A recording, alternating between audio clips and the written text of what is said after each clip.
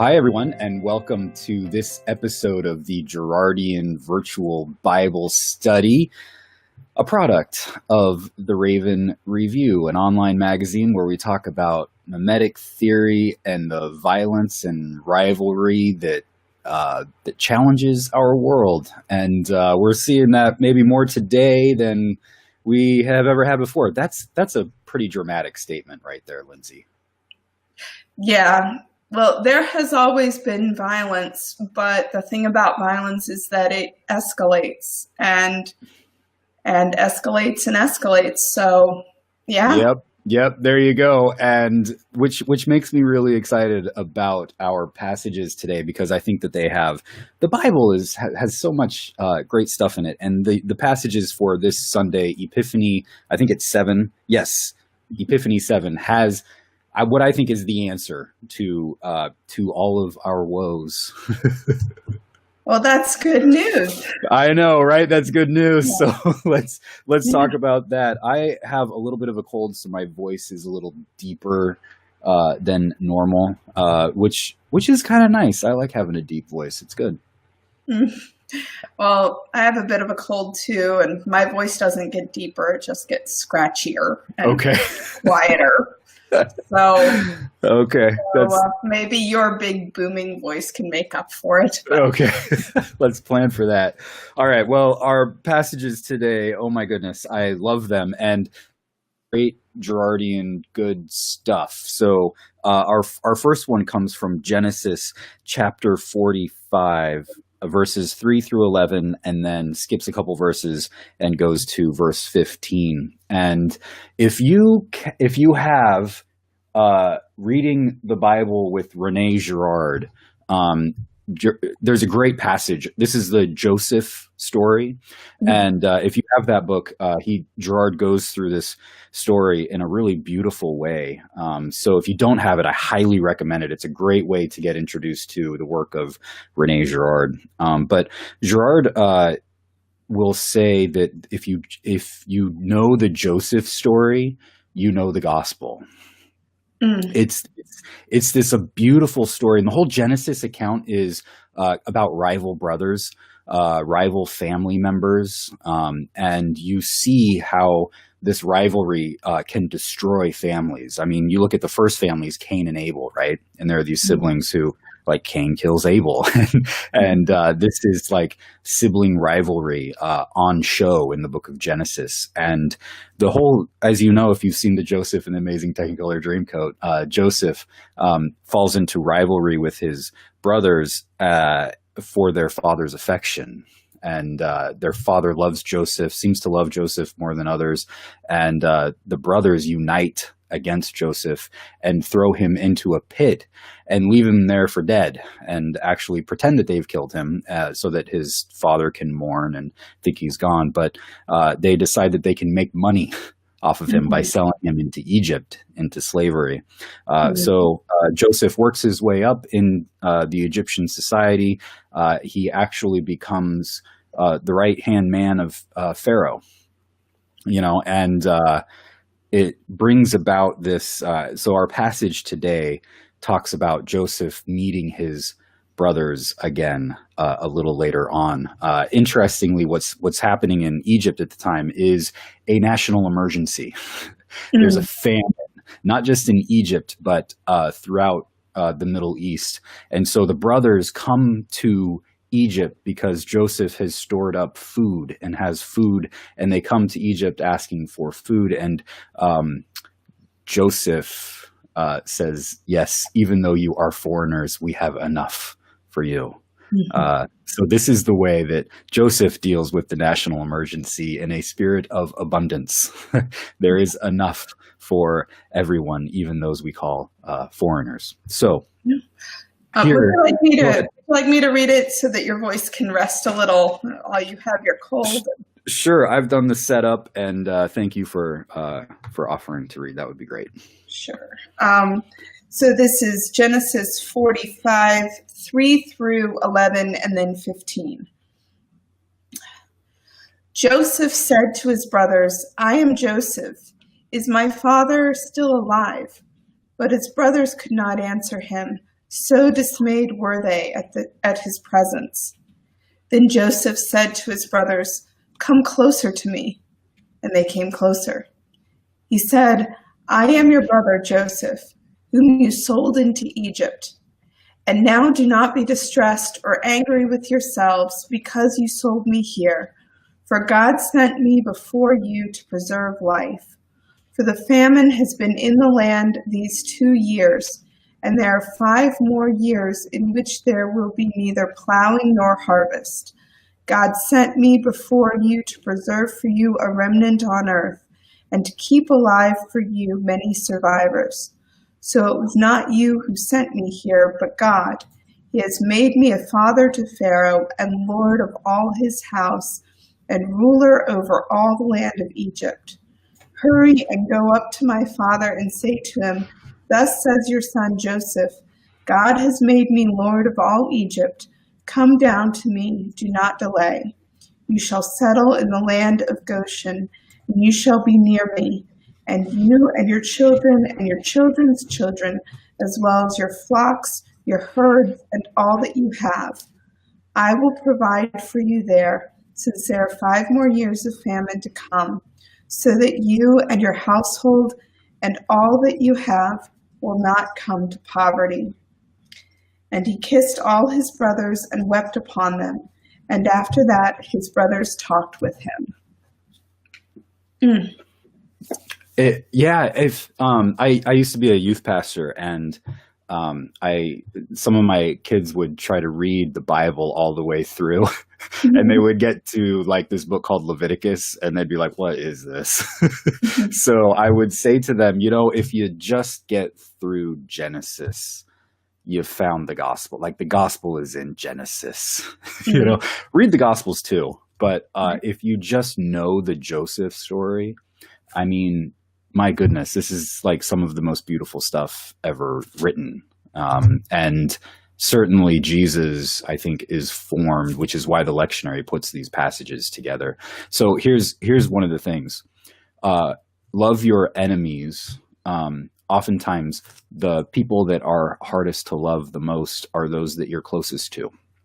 Mm-hmm. Oftentimes, the people that wound us the most and that we wound the most are those that we are closest to, family members.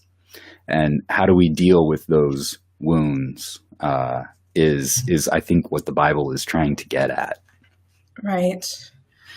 I read this though, and I feel conflicted because it is an exceedingly beautiful story. I mean, you have brothers reunited, and they love each other. The brother who was hurt the most still loves his brothers, and that's beautiful. But when you get into, I mean, imagine being sold into slavery by people you trust, and beaten and left for dead because people have been sold into slavery. Oh yeah. People have been beaten, left for dead, robbed. I mean, this happens, and we cannot glean from this story an expectation of forgiveness when that happens. I mean, that's what happens in this story, that the brothers are forgiven, but I mean, we cannot project that onto others who have gone through things that Joseph went through. And I think that that's part of the danger of this, of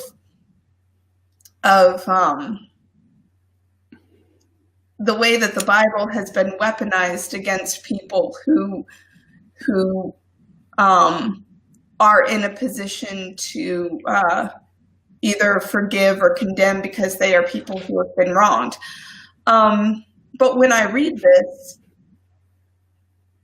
this story, though, as someone of privilege, I do think about the blessing of forgiveness. Because when I think about the history of the country that I live in and how it was born in genocide and slavery, and I think about the fact that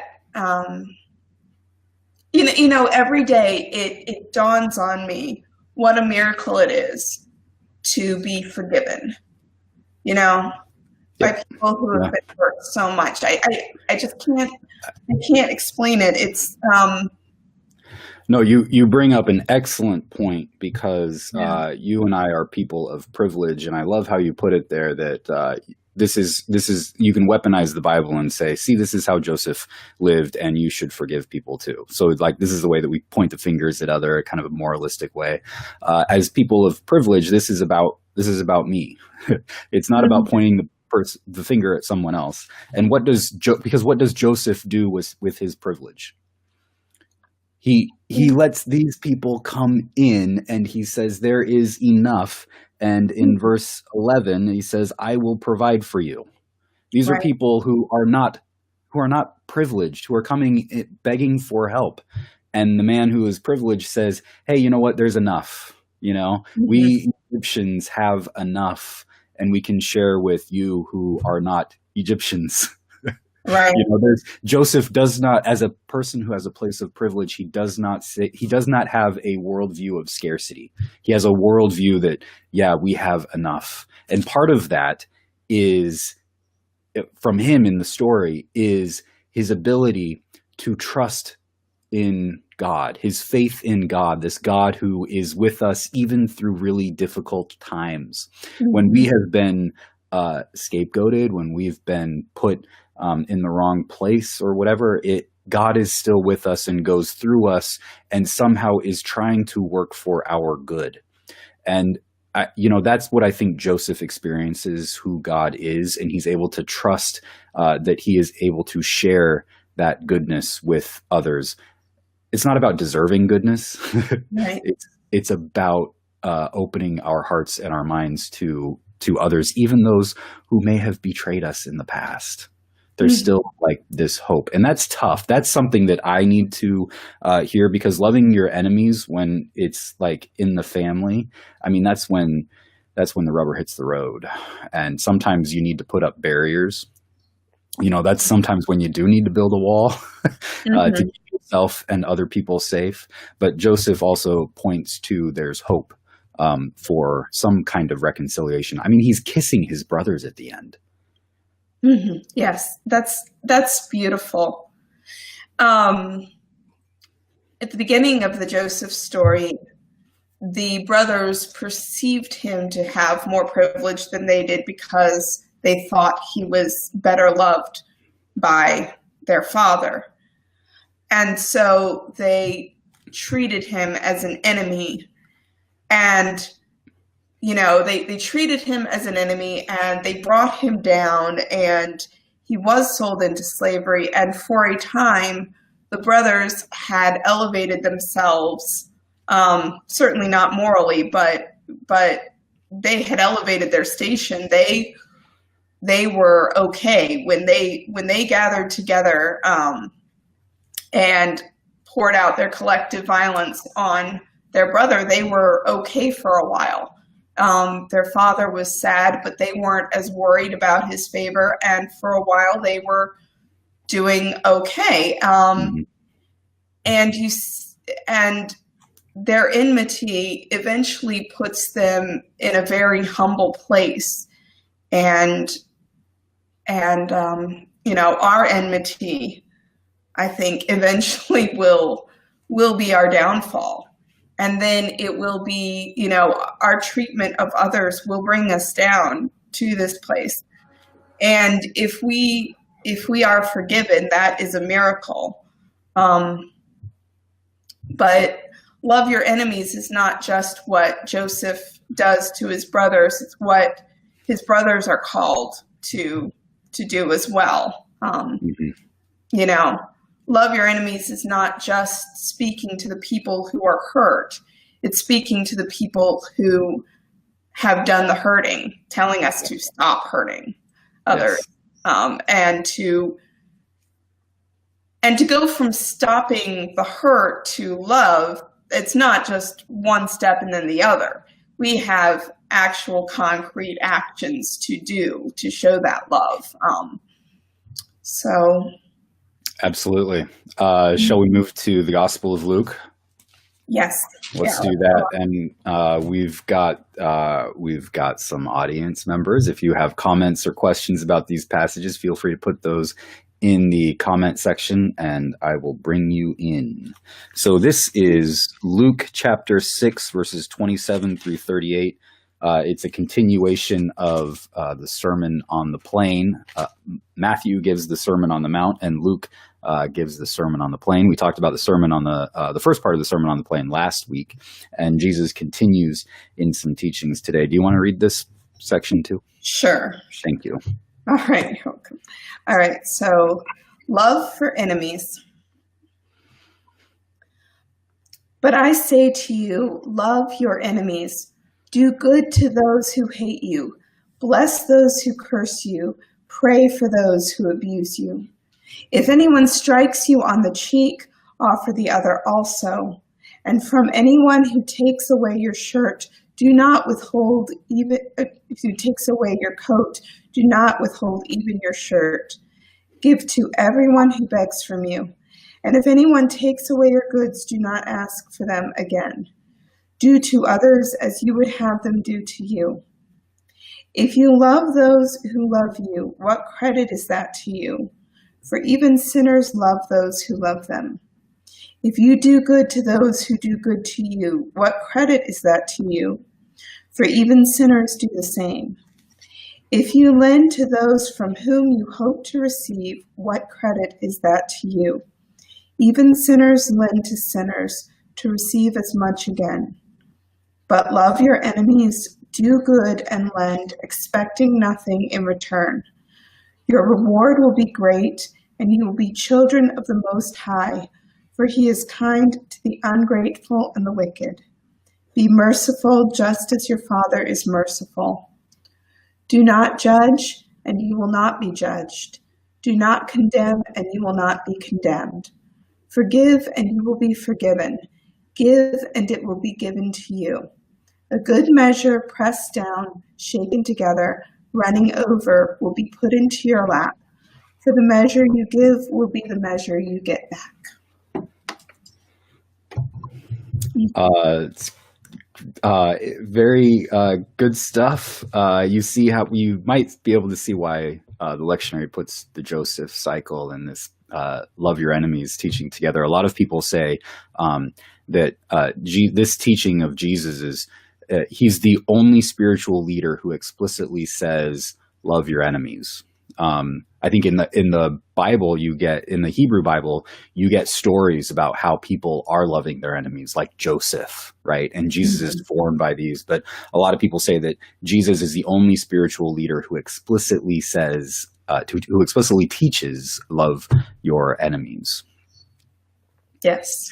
And what Girard says about that is Girard puts forward a mimetic theory, and he says that it's a theory of violence. And violence is imitative. And if somebody slaps you on the cheek or hits you, your instant reaction is to try to get some kind of revenge, either to hit back or you might run away, but you're going to always think about how can I get this person back? And so Girard says the only way to stop that cycle of human violence is to follow what Jesus teaches here, to turn the other cheek, to not respond to violence with violence, but to pray for them. Yes. Them. Yes. So many thoughts. So many thoughts about it. I mean, it specifically.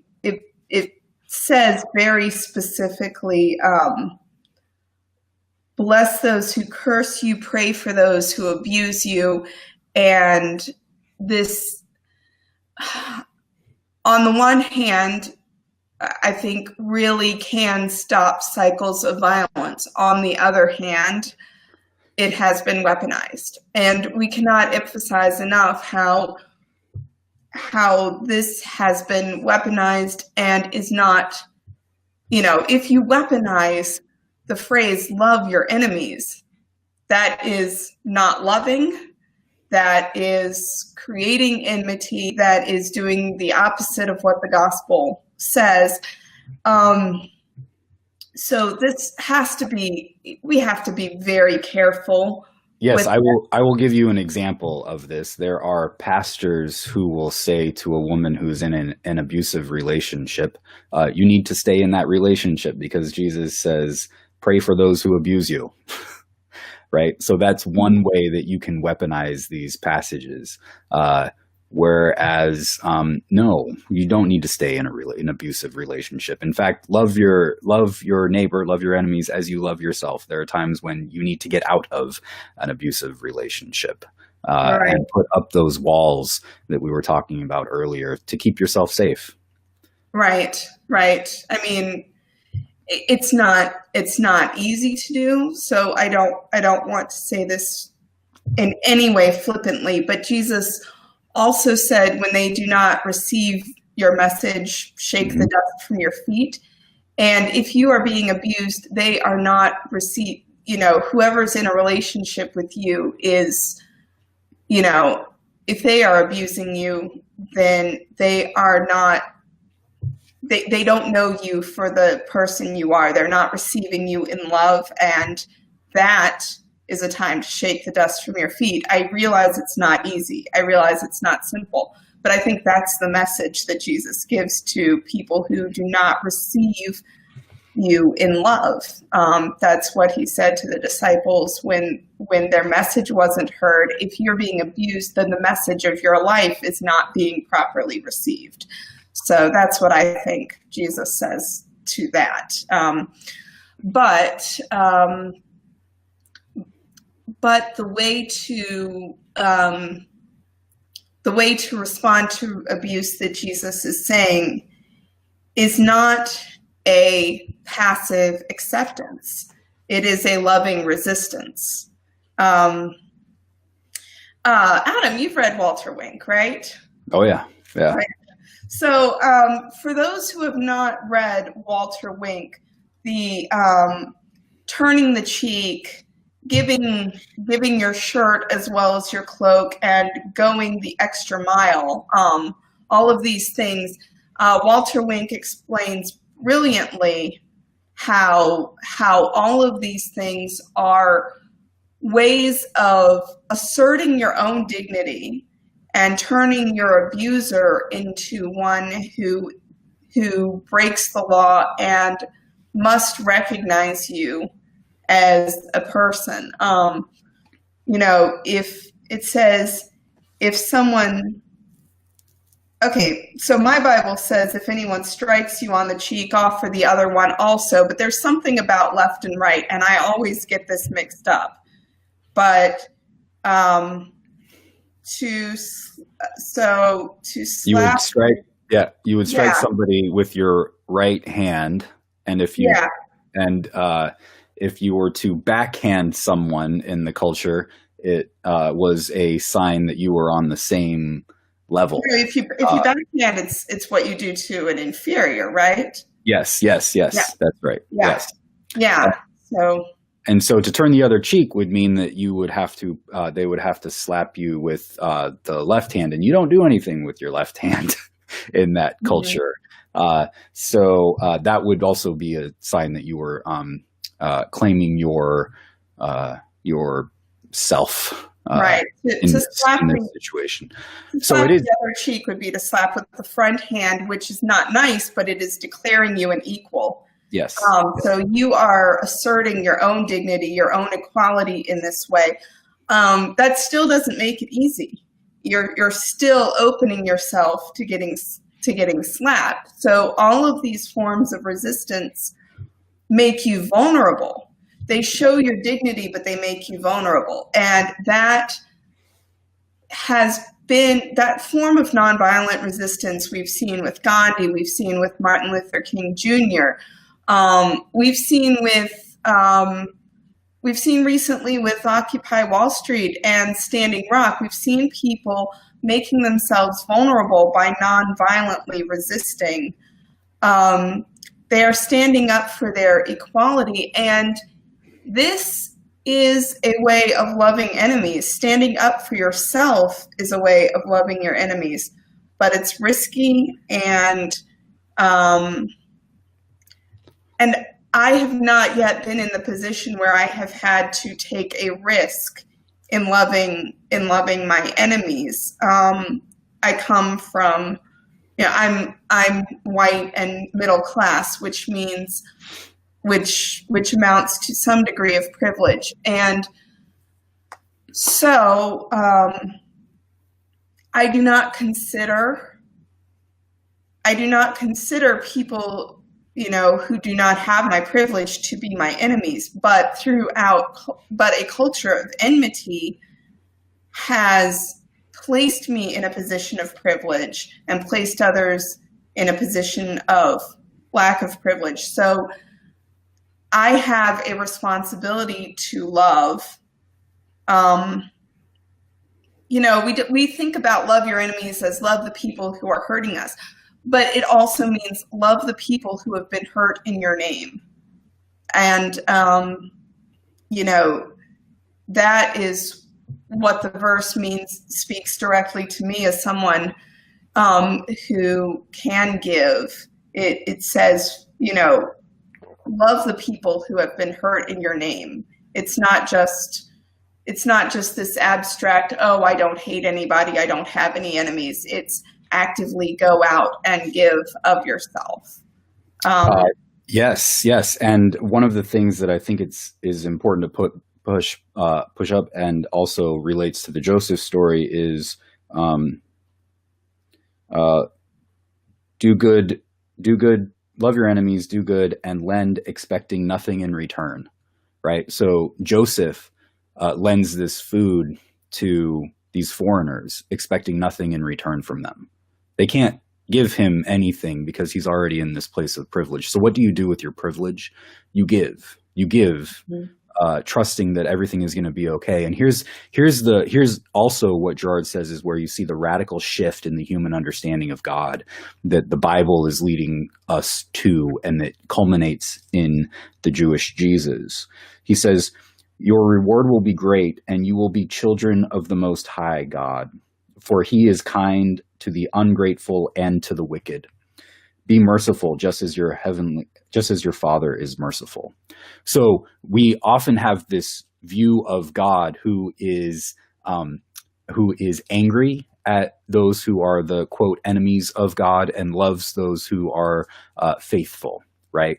But here we have this radical transformation of the human understanding of God, where Jesus says, God is kind to the ungrateful and to the wicked.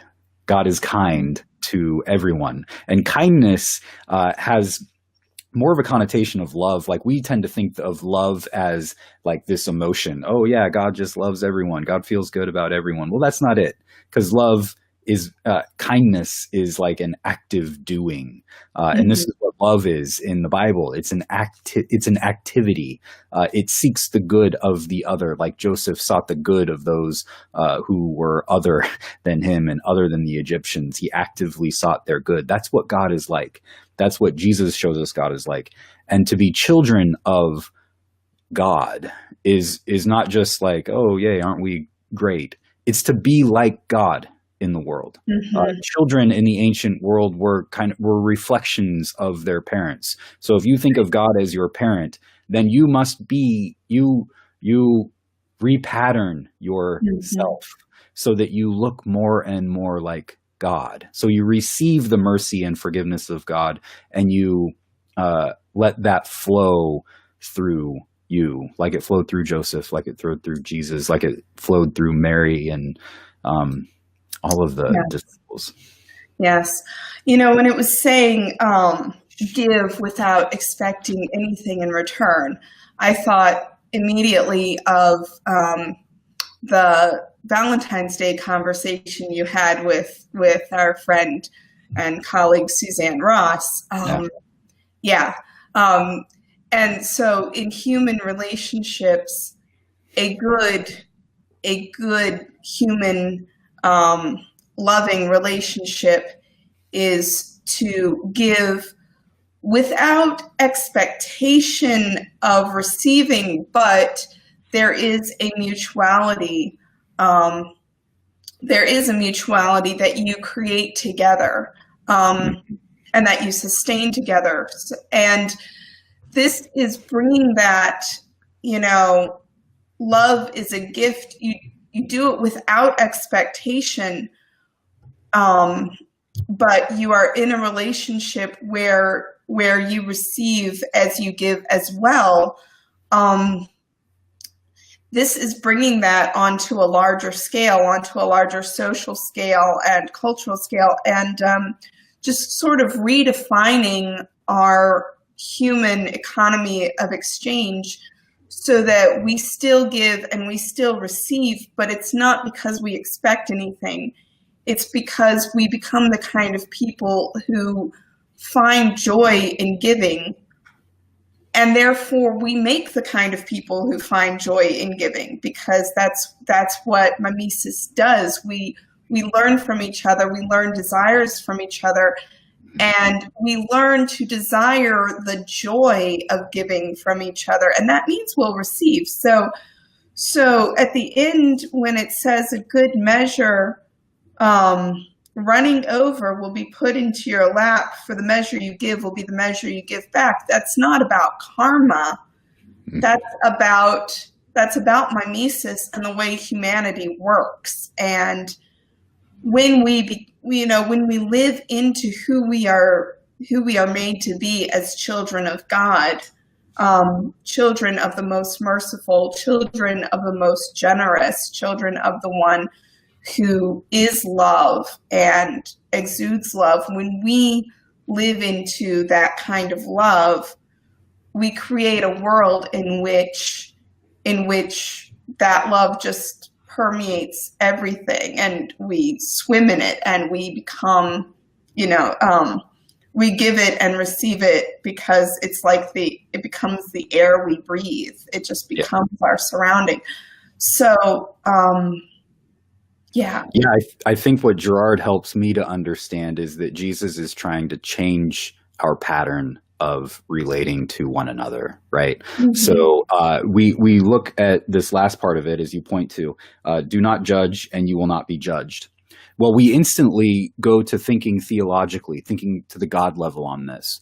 Well, I don't want God to judge me, so I'm not going to judge others. And God is the one who is doing the judging in this, right? But we've just read that God is merciful and kind to everyone, including the wicked. So what is this passage is about? As you rightly point out, Lindsay, it's on the human level.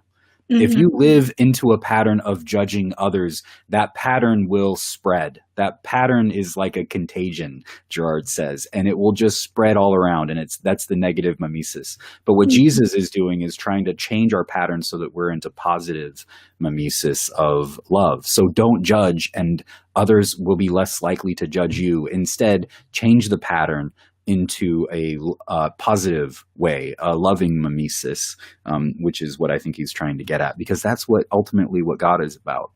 And as you also point out, this isn't a guarantee, right? Like Jesus lives this out, but he also works for a more just world, where all people are cared for and loved and healed. And that disrupts the status quo, the system of the status quo. And so when you do this, when you love people, especially those who are on the margins, you may get crucified, right? Yeah. This isn't a prosperity gospel. This is risky business, as you've been saying. And so Jesus says, count the cost of doing this, because you turn the other cheek and you might get slapped. Yeah, no, it is absolutely risky business.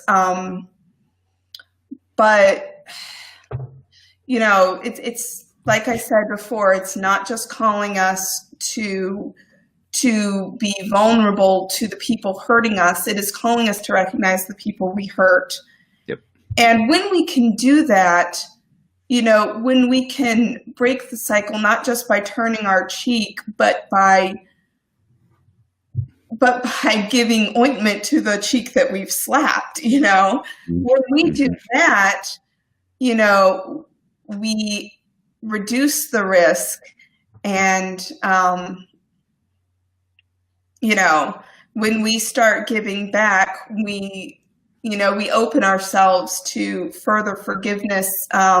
We're forgiven but the people who are afraid of us because we've been hurting them, they might not forgive us yet, and it is not our right to ask them. We need to proactively,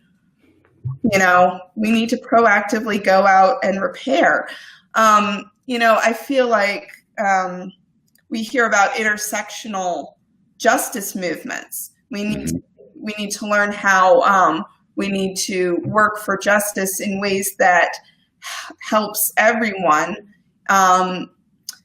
And I'm thinking about intersectional repentance. If we have different areas of privilege, we need to find out how to make reparations on multiple levels at once.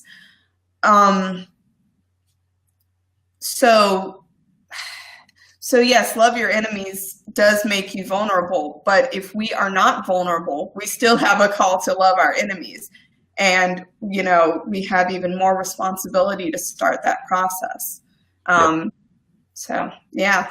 Absolutely. I think Joseph gives a good model as people in privilege for how to do that. And Jesus shows us the risks as well. So I think that's a beautiful way to end it. Lindsay, thank you so much for another great Girardian virtual Bible study. Thank you, everybody, for joining us. If you liked this video, feel free to share it with anyone you think might be interested. You can stay up to date on the Girardian virtual Bible study by liking the Raven Foundation Facebook page and heading on over to the Raven Review at ravenfoundation.org. You can follow the Girardian virtual Bible study on YouTube, on iTunes, and on Podbean. Check us out there. And thank you, everyone. Hope you have a great week. And until next time, grace and peace be with you. Bye-bye. Bye.